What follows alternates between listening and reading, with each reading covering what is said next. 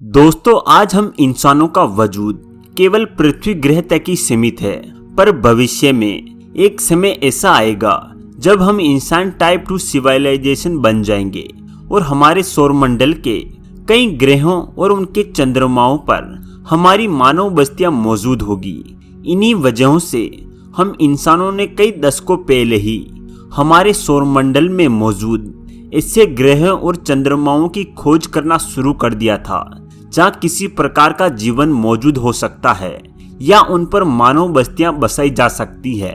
लंबे खोज के बाद हमें जुपिटर और स्टेन ग्रहों के कुछ ऐसे चंद्रमाओं के बारे में पता चला जहाँ मोटे बर्फ के नीचे मौजूद महासागरों पर किसी प्रकार का जीवन मौजूद हो सकता है। साथ ही हमें यह भी पता चला कि आज से कई बिलियन सालों पहले मंगल ग्रह पर लिक्विड वाटर की झील, नदियां और शायद किसी प्रकार का जीवन मौजूद था। वर्तमान समय में हमारे कई रोवर्स मंगल ग्रह के सरफेस में और हमारे कई सैटेलाइट्स मंगल ग्रह के ऑर्बिट में मौजूद है, जो कि मंगल ग्रह पर किसी प्रकार के प्रीहिस्टोरिक लाइफ और भविष्य में मंगल ग्रह पर मानव बस्ती बसाने की संभावनाएं तलाश रहे हैं। और अगर सब कुछ ठीक रहा तो हम 2030 तक मंगल ग्रह पर एक मानव मिशन भी भेज सकते हैं। पर कई दशकों तक किए गए इस खोज में एक चौंकाने वाली बात भी सामने आई है। वैज्ञानिकों को खोज के दौरान पता चला है कि हमारे पूरे सौरमंडल में पृथ्वी से सबसे ज्यादा मिलता जुलता एटमॉस्फेयर नर्क कहे जाने वाले हमारे पड़ोसी वेन्यूस ग्रह के बादलों पर मौजूद है। वेन्यूस ग्रह के सरफेस से करीब 50 किलोमीटर ऊपर मौजूद एटमॉस्फेयर हमारे पृथ्वी ग्रह के अपर एटमॉस्फेयर से काफी मिलता जुलता है। ऐसे में कुछ वैज्ञानिकों का कहना है कि हम इंसानों को मंगल ग्रह से पहले वेन्यूस ग्रह के बादलों पर मानव मिशन भेजना चाहिए। ऐसे में एक सवाल ये है कि क्या वाकई वेन्यूस ग्रह के बादल जीवन के लिए उपयुक्त है और क्या वाकई वेन्यूस ग्रह के बादलों में इंसानी बस्तियां बसाई जा सकती है। ऐसे में ये काफी रोमांचक होने वाला है, जहां हम वेन्यूस ग्रह और उसके बादलों की एक अनोखी यात्रा करने वाले हैं। दोस्तों, सौरमंडल के दूसरे ग्रहों पर कई सालों तक किए गए अध्ययनों और रिसर्च से हमें यह पता चला है कि भविष्य में पृथ्वी से परे स्पेस कॉलोनीज बनाने के लिए सबसे उपयुक्त जगह हमारा पड़ोसी ग्रह मंगल हो सकता है। हालांकि मंगल एक बेहद ही शुष्क और ठंडा ग्रह है, लेकिन इसमें वे तमाम तत्व मौजूद है जो इसे जीवन के लिए अनुकूल बनाने में सक्षम है, जैसे कि water ice, carbon dioxide, nitrogen, organic molecules आदि।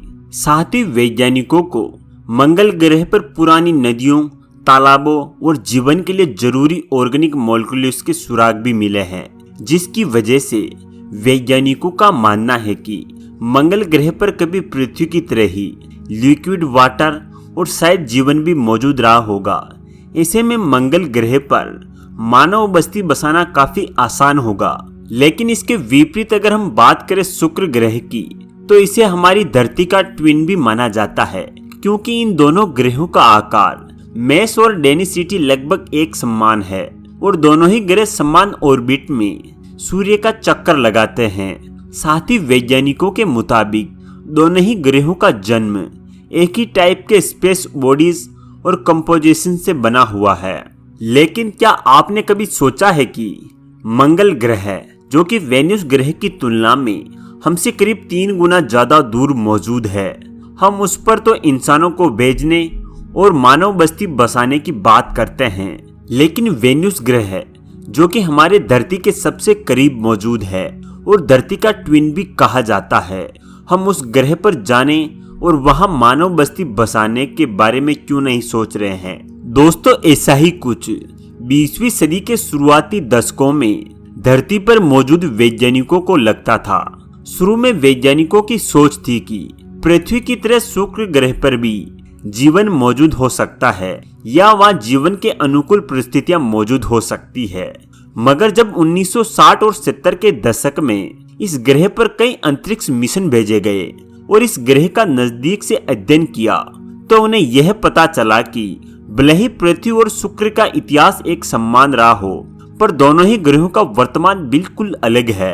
शुक्र ग्रह किसी भी प्रकार के जीवन के पनपने के लिए बिल्कुल भी अनुकूल नहीं है।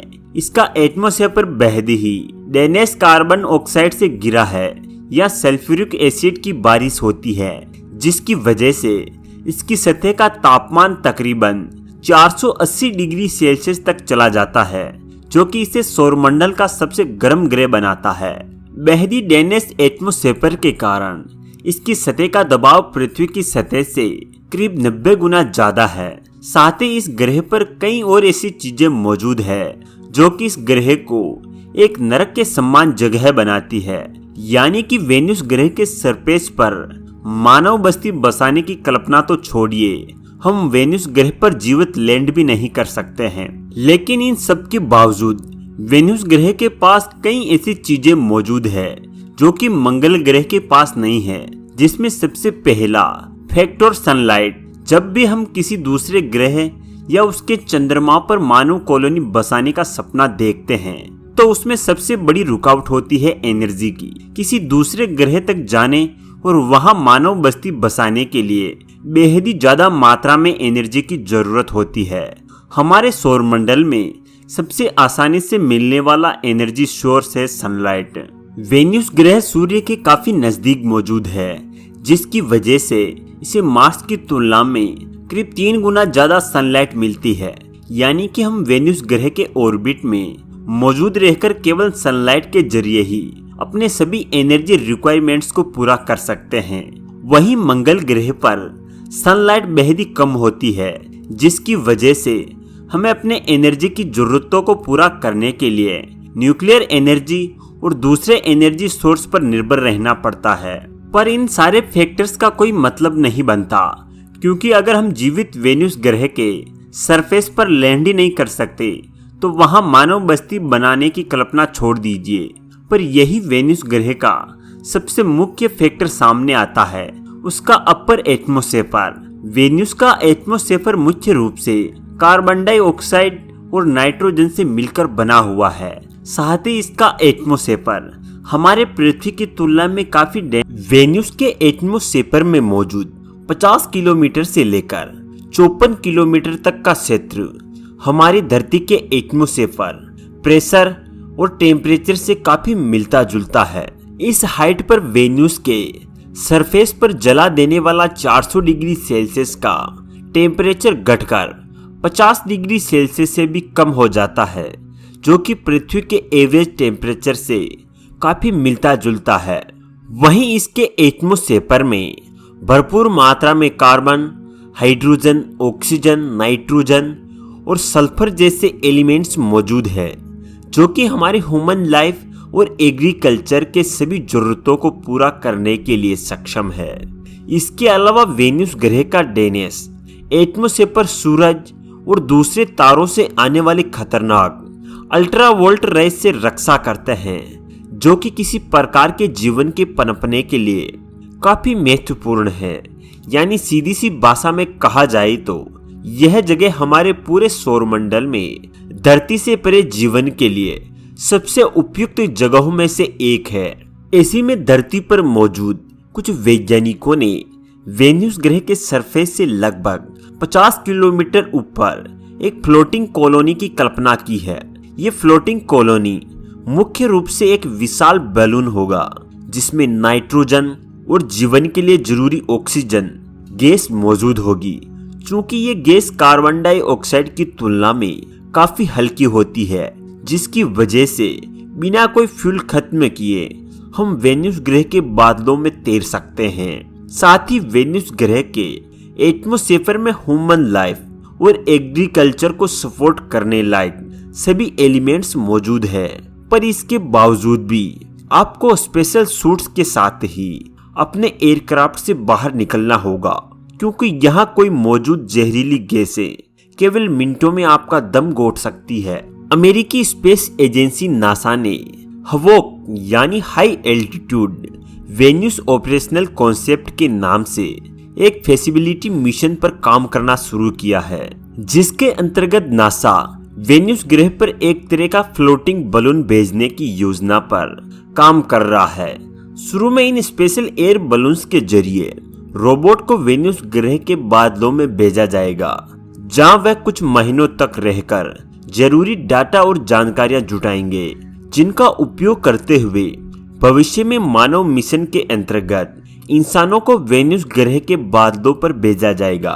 और अगर यह मिशन पूरी तरह सफल रहा तो वह दिन दूर नहीं जब वेन्यूस ग्रह के बादलों पर एक पूरी इंसानी बस्ती तैर रही होगी। यह पल बेहद ही रोमांचक और अद्भुत होगा, जो कि आने वाले करीब 15 से 30 सालों में एक असलियत बन सकता है। आज की वीडियो में बस इतना ही। धन्यवाद।